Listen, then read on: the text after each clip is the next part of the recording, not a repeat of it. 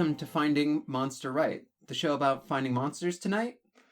Tonight, all right, it's the night to travel the seas and see all we can bees.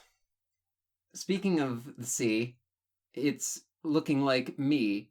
The number one host of this show is Allie. And one is not enough. There's a co-host here too. My name is Adam, and I love Dr. Seuss. Adam, I'll say this. I'll grant you one wish. If you don't want to rhyme, there's no need for this. Yeah, I don't think I can pull that off for far too long. I'm going to try and keep singing this song. So, on this wonderful episode, we're going to, the good doctor himself, we're going to not talk about Santa or elves. We're going to travel to the top of Mount Crumpet and talk about this steaming pile of green vomit. the Grinch himself, all shiny and mean. He stole all the kids' hearts on the big screen. But we didn't watch the Jim Carrey adaptation. Oh no. Instead, we went back Instead, we went back to an old 80s show. Now, let's enter the Seussiverse's holiday crime, Grinching the clock to stop Christmastime. I feel like I never want to just end the bit. I can't stop doing it. I can't quit. It's quite okay. We're doing well so far. Will the listeners put up with us? It's a high bar. So Christmas is here. It's come and it's past. That may be the case, but we're in the past. Those are two different spellings of the word past. I'm sorry. I do not want this bit to last. No longer, no further. No more can we go. It's time to go out and enjoy the snow. The Grinch is a monster by one Dr. Seuss. And it seems his moral centers come a little bit loose. He hates kids. But he hates noises more. And that's the first connection that I've got in store. We're all quite familiar with the story of the Grinch, but a little allusion.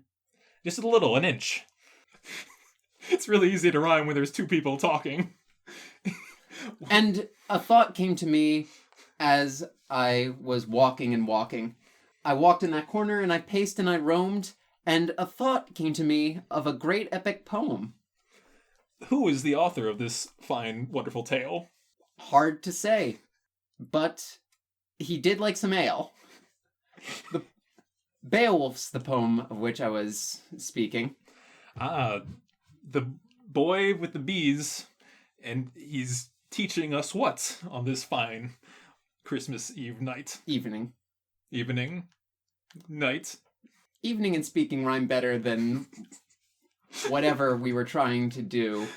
I think you'll hear back that my rhyme. Let me hit a rhyme. I need space to hit a rhyme, man. You can't jump in. You got to give me some space. I'll cut it out in editing.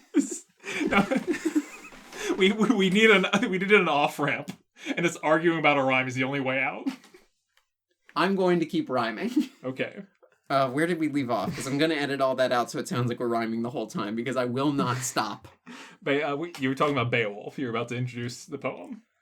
Yes, Beowulf, he liked him some ale. We'll start it from there. The Grinch, like Grendel, lives far from the town, and he doesn't like it when he hears noise around. His name starts with GR and has an N in a bit. And he hates all that noise. He wants it to quit. There's also the fact that his mother's aquatic, and I think you'll find the connection to be almost autonomic. I could have sworn you were going to mention some erogenous zones, because last we treaded that path with this poem. Yes. Grendel's mom was a sight to behold. She was quite the allure of that story that we told. She was quite the allure and covered in gold. I'm sorry for backseat rhyming. It's something that happens when you have such good timing.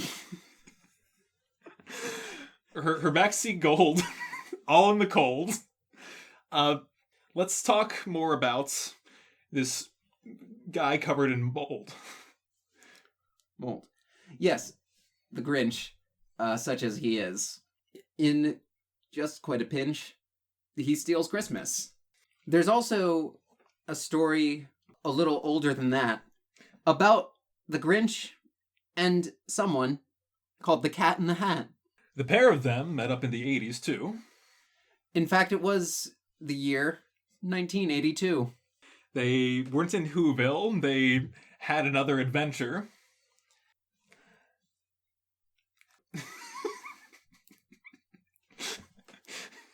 Adventure's the rhyme you've saddled me with. I guess we know who between us is the Grinch. They argue and squabble and have a tough time. But really, the cat was the one out of line. He parked his car in the middle of a one-way road. The Grinch was painted as kind of the toad, but he wasn't really in the wrong, which is why it was funny when he stopped the cat from his song.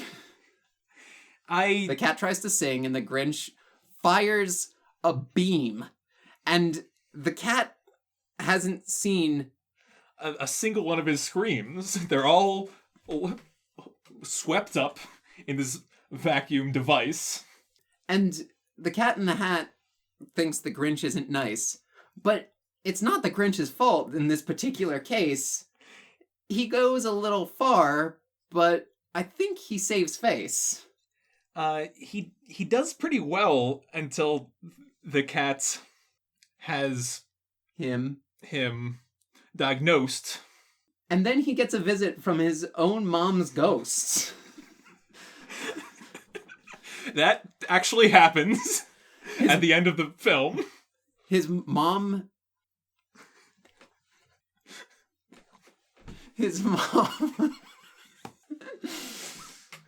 Okay, I'm gonna cut this out. Okay. Film, Bilm, Jilm, Wilm, Wilhelm. Okay. At the end of the film, she speaks kind words as her way to will him to move forward from his Grinchy attitude, but it seems weird that the Grinch is in such a good mood. Where in the continuity does this special land? It's really hard to say. I don't think they had a plan. I would certainly agree with that course of action. I think that's the story had too much traction. It seems that there was only a fraction of the creative ability that was used in this action. The part of the movie that I think we should zoom in for is the Grinch's creed that he recites in the mirror. Ooh. Yes. That's actually quite good. Give that a Google to see where we stood. I don't know if that works, but it certainly rhymed. It turns out you can get away with that most of the time. Let's read it aloud for all to hear. The words from the Grinch that he says to his own ears. A Grinch is unhelpful, unfriendly, unkind, with ungracious thoughts and an unhealthy mind. A Grinch is uncheerful, uncouth, and unclean. Now say this together, I'm frightfully mean. My eyes are both shifty, my fingers are thrifty, my mouth will not smile, not half of an inch. I'm a Grinch, I'm a Grinch, I'm a Grinch. A+, 5 stars. I was really happy with that. But should Mike Myers have been the Cat in the Hat? I do not think that was a well thought out plan. I think that Mike Myers is not the man for the job, for the role, for anything nowadays. Large or small. He's just lost in a haze. He's riding a high from his Austin Power days. I think he should stay away, get lost in a maze. Very harsh words for a man who shares a name with a friend of Jason's. The movie Halloween by John Carpenter. I think it came out in 1984. I think That could be wrong. I mostly did it for the rhyme. I'm really sorry. Take me to jail. I've done crimes. I think you should take the L from SNL. We can move on from Mike Myers and such. I more wanted to talk about something that's much darker and creepier in a 2000s way, and that's Mike Myers meets Jim Carrey. The Grinch from the year 2000 of our Lord. The one that scared little children with his weird-shaped gourd. Indeed. Did you know that Cindy Lou Who, in that movie, she rocks now? And that's totally true. I've heard that she's had such a cool emo streak. Emo's not the word. It's... That you would speak. No. How would you describe her look in that case? Less of a look and... More of a face? Less... Did she change her appearance in a major way? So, Taylor Momsen's the lead singer for a heavy metal band, and please don't speak up before I think of a plan. It's a Satanist metal band called The Pretty Reckless, and the only thing that rhymes with that is feckless. And that's not a word that anyone would ever use, so I'm sorry about that, but I just had to lose. Anyway, it feels weird to talk about how cool this band is when also I'm rhyming and in the mood for Christmas. The emotion that I get from their songs is growing dragon wings flying backwards along the side of a giant monster dragging a sword in its side while elemental fire sprouts from my eyes. That's what happens when I listen to metal, and then I go and put tea on the kettle. I'm sorry. Take me away. You've sullied this bit. I really tried hard, and we still haven't quit. We have not. I'm proud of the two of us now. Proud in a bad way. We're still on the prowl. So let's get back to the man of the hour, the Grinch, the Cat in the Hat, and their struggle for power. Let's talk these two and the producers of this special. Oh, who? I'm glad you asked. It's no other writer. It's the Marvel team. Oh. You know, the ones with the spider. Stan Lee and his crew, they were up to this too. They made the Cat in the Hat. In 82? In that same year, they made it happen. With Iron Man and his good captain? Yes, the Avengers. We talked about this before. What if the Cat in the Hat and the Grinch fought Thor? Or the rest of the crew, anyone among them. Would they be good villains to oppose the humans? The Cat in the Hat's already a trickster. Maybe more so than Loki. The Miss/Mister. I would agree, and the Grinch is just as vile as any of their... Would you say as much as a seasick crocodile? This is the part where I do my cover of the wonderful song sung by no other than a man whose name is not Boris Karloff. Instead, he has a dwarf name. Thurl Ravenscroft. It was you told me this tale of how he was omitted. And it was Dr. Seuss that then committed to relaying news of this sin to all the papers in the land, and they put in a word for the fame of this man.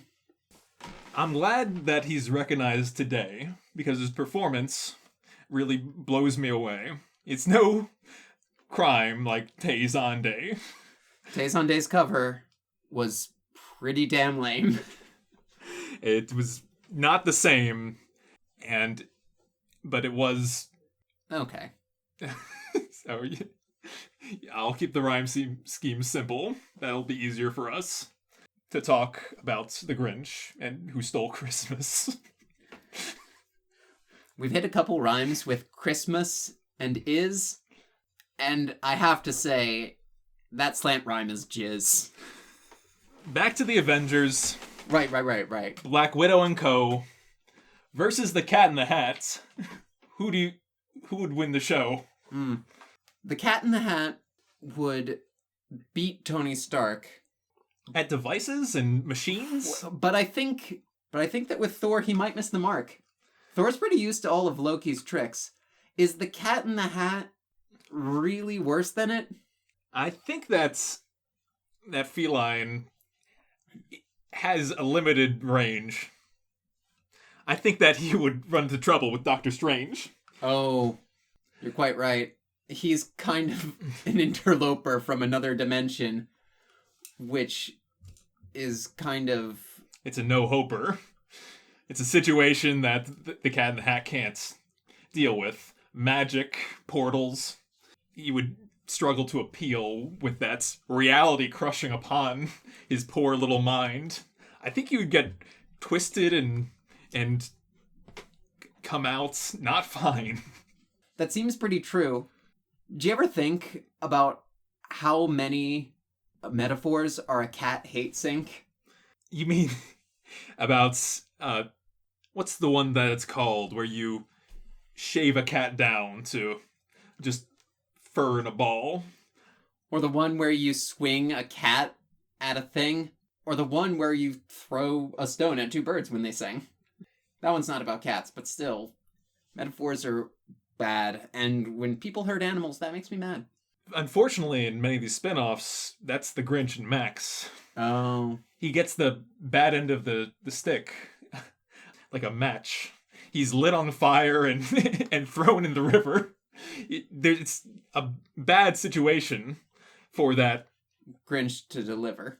Right onto his poor little mutt. I feel bad for him stuck in this this same old rut. Grinch and Max's relationship is even worse when they decided to pick Halloween as the next Grinch holiday in another animation that was less okay. I don't think that it captures the spirit. Quite not. Then there's nothing to fear. It shows you a boy trapped in the Grinch's foul ways. Hot.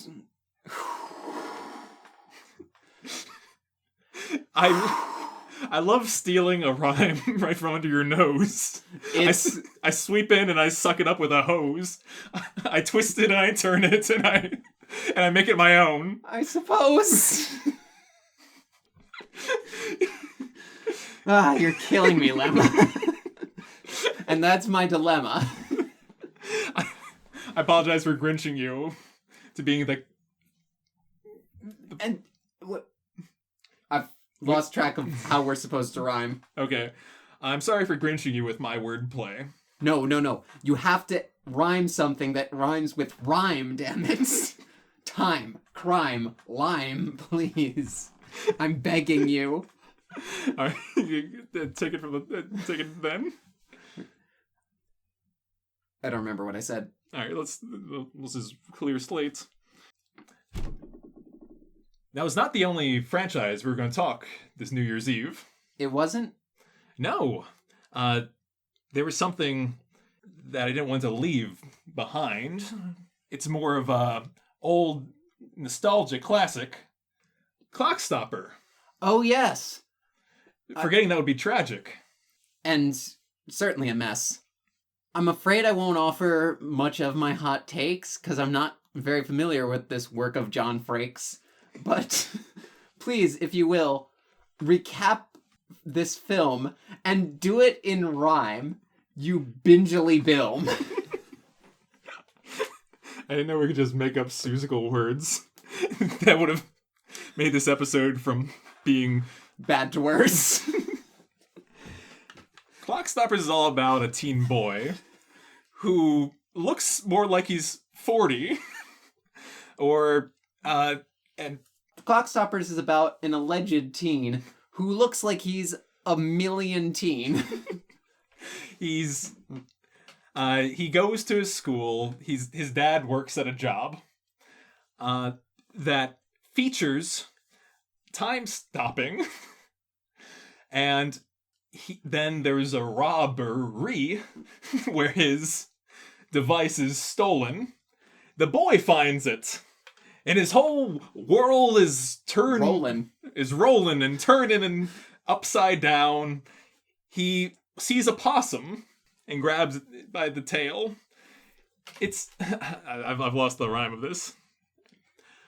When he first stops his watch, he grabs by the tail. A mama opossum. A mama opossum who doesn't wail. The creature is frozen in time. He takes it inside. And the girl that he's interested in has her mouth open wide. He plays with his watch again. The possum goes crazy. And then... Unfazed he... The word I'm stop on is like halfway through the sentence of like the next rhyme. It'll make sense in the edit. Okay. All right. I will edit this pretty heavily. But that's not important. The cool thing that day is that his other friend is a Turns DJ. out to be gay. Oh. He uses his time-stopping powers to stop him, spin him on the table for hours. But only in real life, it looks like he's moving real fast. And he gets mad points. Are we going to talk about his dad? Yes, he works for a time-stopping factory. Makes sense. It's quite the third act of Re. Does someone get revenge? Yes, I think someone was slighted, and he gets really old, and he's not delighted. He swears vengeance against his dad, and the boy has to use his time powers to make the villain mad. He stops a big fan. He walks through it, and that's about all I can recall of it. Does he do it? I assume that he does. He saves the day. Well, that's good enough. Hip hip hooray. So, if the Grinch stops Christmas from coming, can he make all of the clocks stop running? If he steals all of the decorations and also the spirit, then does time simply freeze? It would appear it. I think that's that spirits that we mentioned in our viewing. Oh yes, the glowing orb that of knowing. I thought it was like a biblical angel that the Who's had imprisoned in some Christmassy hell. It rised above them. It changed people's hearts. It reminded me a lot of Raiders of the Lost Ark. The Grinch stared at it, and he started to feel his heart swelling. And he did not heal. He became a good man. It truly changed his alignment. He no longer wishes to just have confinement. He goes down and joins all the Who's in their town. Do you think that was the biblical God throwing down? I think he may have softened the Grinch heart, like the opposite of how he did with the Pharaoh in that piece of art. I'm talking about the Prince of Egypt. My favorite part of the Bible. The one where the plagues... No. Don't take the rhyme from me. Okay. You gotta end it with something that rhymes with Egypt. Again, our... Egypt, Hebip, Ripip, Sipip, he rips. He takes the Red Sea and he rips it apart into a new work of art. There's a whale swimming by that was really quite smart. It also terrified me when I was a kid. And I don't think that made me atheist, but it did. Well, one way or another, the Grinch and the Grinch's mother, any of these canons, do you think that they would be considered property? They would be considered the MCU property. I think that they would, but only because Disney owns everything. That's not how it should. So, if the Grinch stopped Christmas from coming at all, would his heart still be 2 sizes too small? Or would he realize soon the error of his ways? With absolutely no sound, would he lose all his brains? I think if he truly was able to stop time, he wouldn't be troubled by the Who's rhymes. He wouldn't hear their sound. He wouldn't hear their music. He, on top of Mount Crumpet, wouldn't lose it.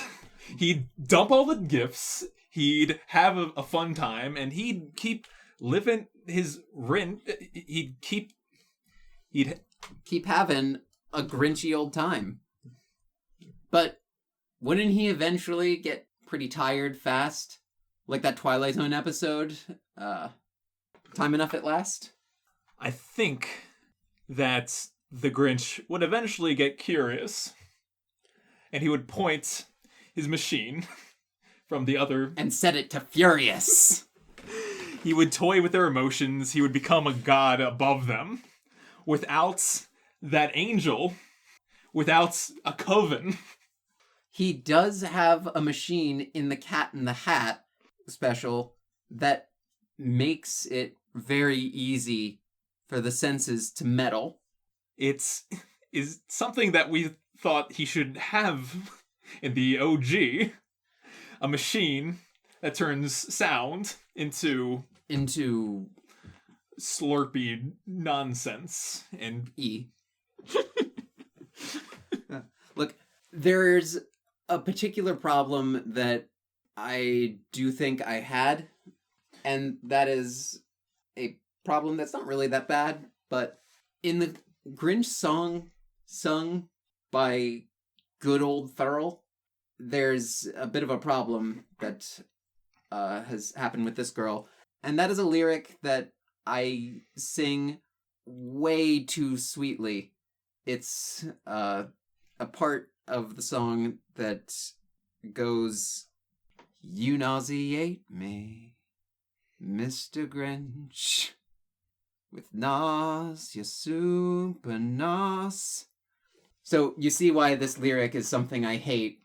Only I could make sexy the word nauseate. I agree. And the rest of that verse ain't that great. He talks about being a jockey in his horse's gait. Like... yeah, the rhyme's pretty slanted. But you know what? I've thought there's a segment should be granted. And it's by this thought. Squatch Lorette? Are you asking about the Grinch and his svelte body? His wonderful looks? Do you think that the Grinch is a looker? If he's got all the hooks.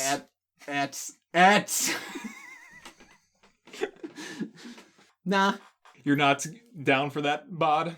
For some reason, I'm not attracted to the Grinch like that. Do you think that I would fuck a cat? How little is your opinion of me? That I would just go for anything fuzzy. That's not how being attracted to monsters works. It's that I can fix them, not if they've got fur. That was the part of the Cat in the Hat episode that we watched. The lyric about how the Grinch... Ode. You gotta build to ode. Once again, we're... The rhyme scheme that you have in your brain is the different rhyme scheme than the one in my brain. You were trying to make me rhyme with words that I'm not rhyming with. Okay, go. I don't even remember what... the Cat in the Hat episode. The Cat in the Hat episode that we had seen featured a lyric about the man in green, about how he can be totally fixed. And you zoomed in on his Grinchy Tricks. tricks. It's true. There was a particular line that I thought with me was very aligned. I'll play it here in a bit of a sample. Why is a Grinch? What makes him tick? Why is his Grinch brain sick, sick, sick? Oh boy, if I had a psychiatrist's couch, I'd find out what's wrong with that Grinchy grouch. That's a lot of rot. Is there something in your family tree that causes Grinch delinquency? Absolutely not. That was just sung to us by one behatted mammal. So, forgive me for assuming that you'd be into all that. I wasn't meaning to imply. That I would fuck a cat. But he's green, he's mean, and he has a goal that he sets out to do, and he is committed to the task at hand. Wouldn't you want to fuck him?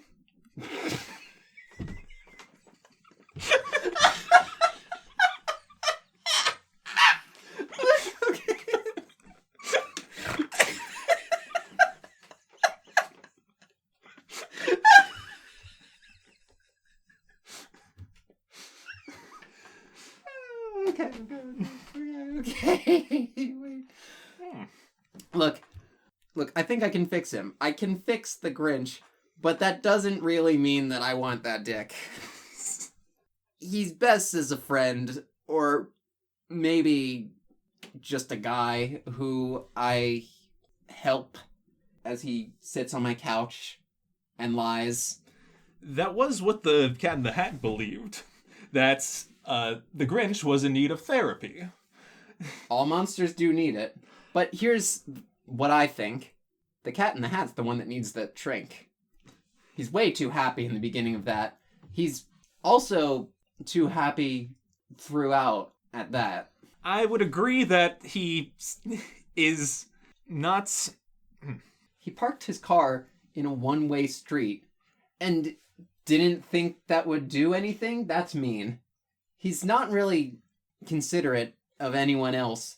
He just serves up a big heap of himself. He's so self-absorbed. It's really pathetic. Seeing the Grinch fight him made me feel sympathetic. Not to mention, he was really dragging his feet. When he was supposed to be pulling his car off the street, he packed up his picnic, all nice and slow. No wonder the Grinch really wanted to go. The Grinch had a crazy Mad Max mobile. It was honestly funny to see him at the wheel. Yeah, I didn't expect the Grinch in a car. He crashed through signs and drove so far. And then he had a lighthouse of dark, and he trolled everyone in his own amusement park of terror and sights and sounds and evil. The world is cotton, and he's the weevil. Yeah, the Cat in the Hat is in like a restaurant sequence where his movement and colors are all sucked out and dance and sequenced. Bequence. For some reason, what was I thinking? Dance. Snequenced. Just make up a word. Is all mingled and mangled and snequenced. That's very true. The medium is what should be blue. The fourth wall doesn't stop the Grinch. And that's why I think he'll do in a pinch for this villain of Marvel Phase number 4. The Grinch? We've been somewhere like him before. Think about all of the Marvel villains of late, how they all have a motive that sounds pretty great, but then they just decide to kill people for no reason. And if the Grinch is... And if the Grinch is your choice, then tis the season. Killmonger decided black people are oppressed, And I think that's a claim that should be addressed. And then he decided to kill everyone for no reason. Since he's a seal, that does count as treason. Then you have the villain from Falcon and the Winter Soldier. It seemed like she had a good point and should have made it bolder, but then she just killed everyone for no reason. I'm getting tired of rhyming the word reason with eason. So I see where you're going. How, because they're all the same, why not put a Seuss character at the reins? The Grinch is mad because of the noise. What a sensible thing for girls and boys. And non-binary people. I'll break the rhyme for that. And that's all the... But then he kills everyone for no reason. And again, I'm not going to end anything. Season. So I think he matches... What on earth was that? The wind. It's windy out there. Sometimes the window does that. Dude, that was fucking scary as shit. What the fuck? I'm so scared. It's just the window. It's okay. Where was I thinking? We're nearly done. We're at the climax here. How many minutes do we have left? Like we can finish any time. But we're gonna have to cut this a little bit. This may have to go for a little bit long, if only because I need to cut out bits of silence. Well, really quick, what do we have left? Move to a new segment. I mean, I think we're good. I think we're here. We're talking about him as a villain, and then a Marvel villain, how he works as that. Move to the last segment. Yeah, exactly. So or Monster Rehab. No, that's kind of the whole point of the story. Yeah. All right. So, I think the Grinch would fit fine in this rogues gallery. I think that he's shown his sneakiness, his valor, and I would absolutely welcome him to fight against Cap. Would you say much the same for the Cat in the Hat? Probably not. Loki's got that covered, unless he's gonna stay around in the Disney Plus druthers. That's true. We should talk about Loki sometime, but that's not why we're here. To think about that too much would be a crime. Let's try and save a bit of face and move on with the Grinch to the final rating place. The Grinch is a monster who everyone knows. They think about him whenever it snows. They embrace this gross green weirdo with his Chuck Jones expressions, and I think he teaches a real good lesson about how not all monsters are bad because they're different. Sometimes monsters...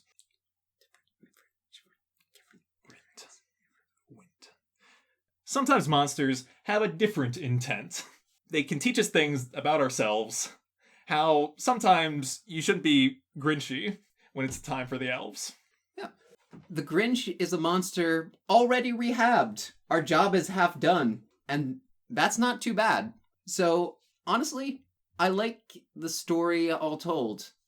It's just like the Beowulf story of old, except it doesn't end with an arm getting ripped and a mom being dead and a dragon who gets jibbed. I agree, so I'm gonna rank him to the top of Mount Crumpet. A 9 out of 10. Sound all those trumpets. How about yourself? What would you give this boy? I'll give him an 8, but with holiday joy. So I can't give an 8 with holiday joy, so I'll give a 10 out of 10 to this boy. Well, thank you for joining us for this holiday evening. Even though it's airing well past the season. I want to say one thing. I had a plan to rhyme the whole thing, but not for this man. I didn't think that you could do what I did, but you sure shut me up. You sure showed this kid. Well, I hope this is a wonderful one-time thing. And now, to end the episode, why don't we sing? You nauseate me, Mr. Grinch. With the nauseous super nos. You're a crooked jerky jockey, And you drive a crooked horse. Mr. Grinch. You're a three-decker sauerkraut and toadstool sandwich with arsenic sauce.